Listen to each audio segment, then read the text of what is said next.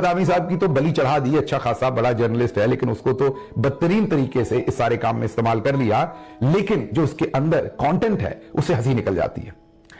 सबसे पहले तो वो जो कुर्सियां हैं वो पता चलता है कि किसी आईएसआई या एमआई की मैस की कुर्सियां हैं, क्योंकि वो टिपिकल इनकी जो लेदर बैट और वो जो चेयर्स हैं उन्हीं के ऊपर वसीम साहब भी बैठे हैं और वो भी बैठे हैं।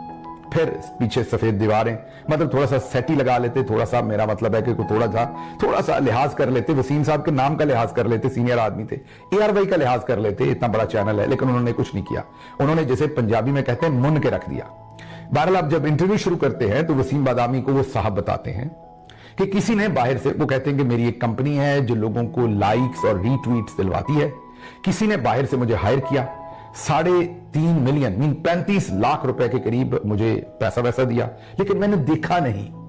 बातें सुने जरा, मैंने देखा नहीं कि कंटेंट कौन सा प्रमोट करवाना है,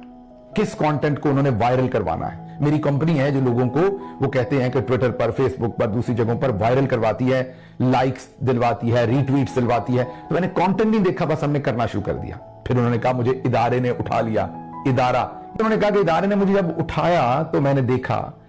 तब जाकर मैंने देखा कि मेरे से वो कंटेंट कौन सा करवा रहा था। माशाल्लाह, हम सब डिजिटल मीडिया की दुनिया में काम करते हैं, हमें पता है कि जब भी किसी कंटेंट को वायरल करना होता है, अपना हो या किसी ने किसी से सर्विस हायर की हो, सबसे पहले कंटेंट को पढ़ता है, अंडरस्टैंड करता है, फिर जाके वो कंटेंट वायरल हो सकता है, क्योंकि वो उस तरह की ऑडियंस के सामने उसे रखता है। तो पहला झूठ तो यहां बोला। दूसरा झूठ ये कि 35 लाख रुपए ले लिए और फिर इदारे ने उठा लिया और उसने कहा कि हमसे वो जो रॉ का एजेंट है वो क्या कह रहा है बैठा हुआ बदामी साहब के सामने, कि क्योंकि पाकिस्तान में अवाम और फौज का बॉन्ड बहुत तगड़ा है, अवाम और फौज का बॉन्ड बहुत तगड़ा है, उसको नुकसान पहुंचाने के लिए हमें हायर किया गया। कौन लोग हो तुसी? तो आपको लगता है कि अब लोग इन बातों में आ जाएंगे।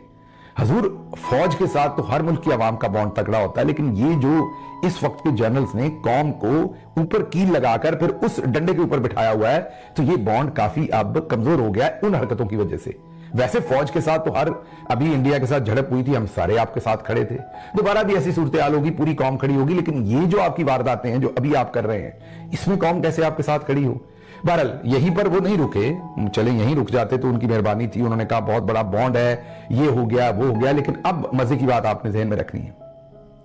रॉ का फैसिलिटेटर मतलब एजेंट पकड़ा, उसका इंटरव्यू करवाया, उसकी शक्ल भी दिखाई। अब मैं अभी से आपको बताता हूं, ये शख्स जेल में नहीं होगा,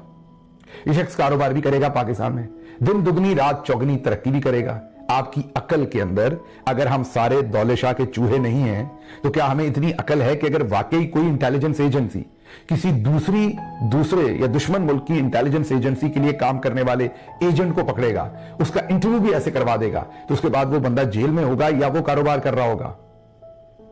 कौम को बेवकूफ समझते हैं और इन्हें लगता है कि जो मर्जी कर दो, कौम को कौन सा पता चलना है। लेकिन वो दिन गए जब खलील खान फाख्ता उड़ाया करते थे, अब कौम को ये सब कुछ पता चल गया है।